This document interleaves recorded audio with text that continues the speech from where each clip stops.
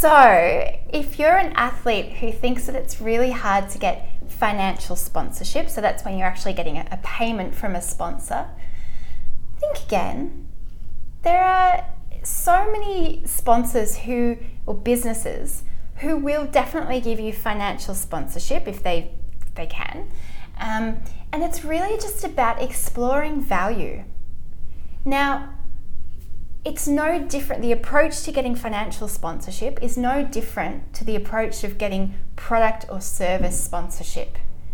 To give you a bit of a clue, businesses would much prefer that you were using their products and their services in the first instance. So let's say they make fantastic running shoes. They really would like you to wear those if you're a runner, so that you can actually showcase their product. That's probably their reason for sponsoring you, is that you're actually going to be able to show people how fantastic their product is and promote it to your audience and to theirs.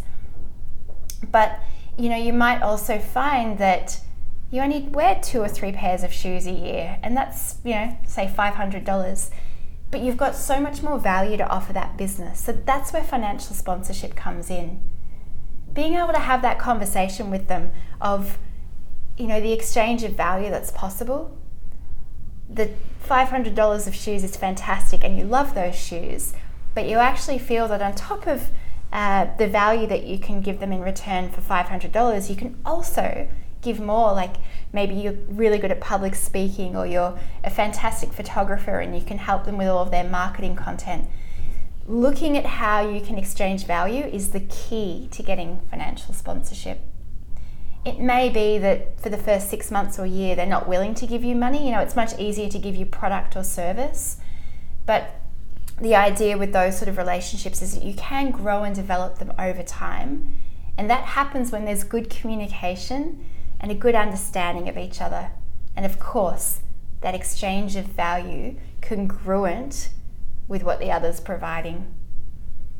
So let's imagine you were sponsored by a business that didn't really provide any product or service that you need a lot of. Let's say it's an accounting firm, and as an individual athlete, all you'd ever spend on an accountant is maybe $200 a year getting your tax return done. So really, that's not really enough for a sponsorship, unless there's other value that you're getting, like you might be getting great exposure from them, or training, or great experience. So of course there's other value that you can get. But we're talking about financial sponsorship here. So if what they can give you in terms of their service or their products is, say, $200, then that conversation about money, about financial sponsorship, needs to come up pretty quickly. And, part of that is putting a price out there and being willing to negotiate a little bit. Having that conversation about what they're trying to achieve as a business, what you can do that contributes to that, and coming up with an agreed figure that works for you both. So that way you can still be promoting their product or their service. So those tax returns that happen so quickly every year, and you feel so relieved that you've got this great support from this accounting firm, but you're also getting some financial sponsorship on top of that. My tip for you is don't be scared to talk about money, but also don't be, heavy-handed. Think about this as a conversation where you and your sponsor can collaboratively explore the opportunity. So don't feel that you've got to be really, really, brash and abrasive about this.